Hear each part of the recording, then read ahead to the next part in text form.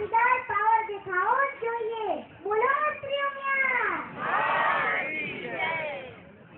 ધોરણ 4 માં ભણતી આ નાનકડી શ્રેયા પાટીદારના સૌને નમસ્કાર.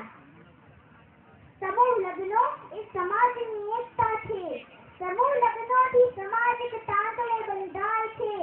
નાના મોટા સૌ પોતાનો અહંકાર બાજુમાં મૂકીને એક મંડપ નીચે આટલી દીકરીઓ પરણતી હોય ત્યારે આપણી છાતી ફૂલવી જોઈએ. ધન્યવાદ છે આના આયોજકોને કે જેઓ સમાજ માટે સમય અને ધન ખર્ચે છે. નમસ્કાર છે એમને. જે દીકરા દીકરીઓ સમૂહ લગ્નમાં જોડાયા તેમને અને તેમના મા બાપને નતમસ્તક સલામ. જે નથી જોડાયા એમની સમજણ, એમના વિચારો એમને મુબારક. મિત્રો, આજે એક એવા સમાજનું નિર્માણ કરવાની પ્રતિજ્ઞા કરીએ કે જ્યાં ઈર્ષ્યા, દ્વેષ, લડાઈ, ઝઘડાનું નામો નિશાન ન હોય. બસ બધે જ પ્રેમ, સહકાર અને સમૂહ જીવનની ભાવના હોય. એ માટે આપણે નિર્દોષ પરિવારનું સર્જન કરવું પડશે. પ્રેમાળ અને હળીમળીને રહેનાર પરિવારનું સર્જન કરવું પડશે. એ માટે ઘરની સ્ત્રી એ ખૂબ મોટું પાત્ર છે.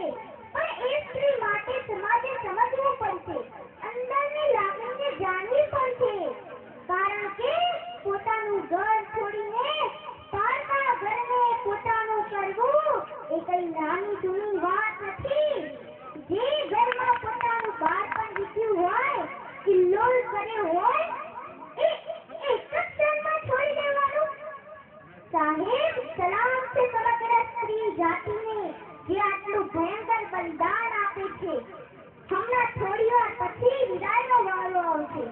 દીકરીના રડવાનો અવાજ કદાચ વિદાય ગીતો, શરણાઈ અને વાજિંત્રોના ઘોંઘાટ સાથે ભલે દબાઈ જતો હોય, ભલે બીજાઓને ન સંભળાતો હોય, ભલે વર પક્ષવાળાઓને ઘરમાં વહુ આવવાનો આનંદ હોય, પણ દીકરીના બાપને તો દીકરીના રુદન સિવાય કાંઈ સંભળાતું નથી. દીકરીને ભેટી એનો બાપ રડે છે, દીકરી રડે છે. કોણ કહે છે કે આ વિદાય ફોર્માલિટી છે? એ સ્ત્રી ભલભલાના હૃદયને વીંધી જાય છે. દીકરીના આંસુ એક્ટિંગના નથી હોતા સાહેબ, એ તો લોહીમાંથી પાણી જુદું પડીને આવતા આંસુ છે. એવી દીકરી તમારા ઘરમાં આવે તો એને સાચવજો. એનામાં કઈ ઉણપ હોય તો એને એનું પિયર યાદ ના આવે એવો તમે પ્રેમ આપજો. સાસુ, સસરા અને પતિની આમાં વિશેષ જવાબદારી છે. એનામાં તમે દોષો કે ખામીઓ ન જોતા, પણ એની વિશેષતાઓ જોજો.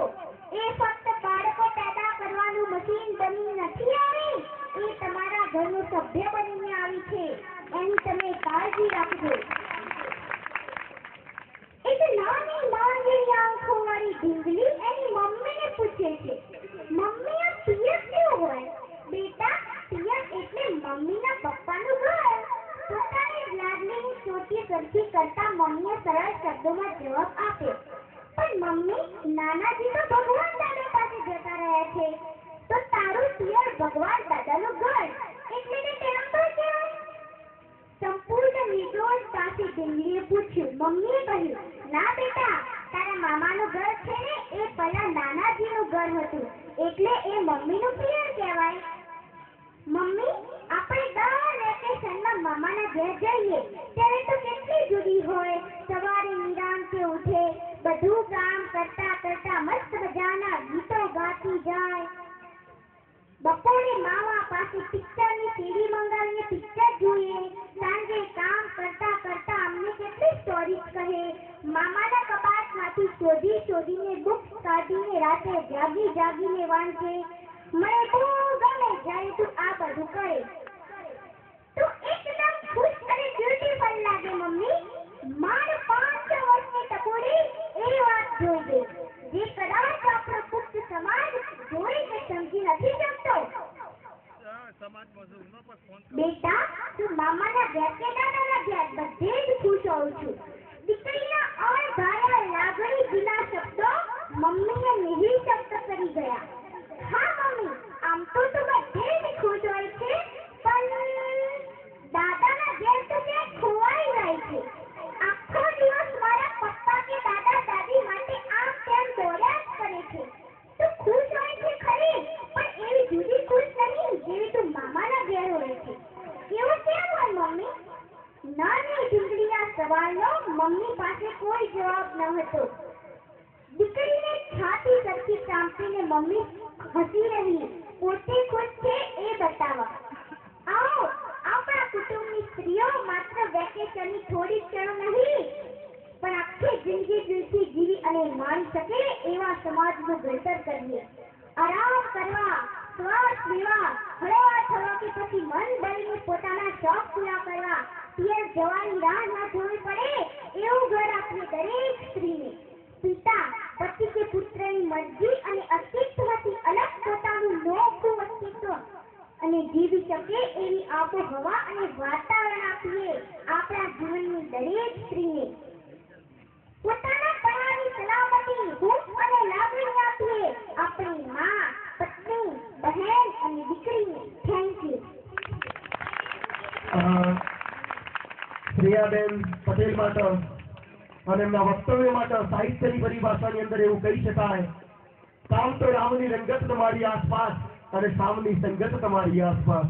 આમ તો રામની રંગત તમારી આસપાસ અને શામની સંગત તમારી આસપાસ. વધુમાં કહું તો વિશ્વનું અંગત તમારી આસપાસ. ખૂબ ખૂબ સરસ, ડાયનામાઇટ, સુપર નાઇસ, એક્સલન્ટ.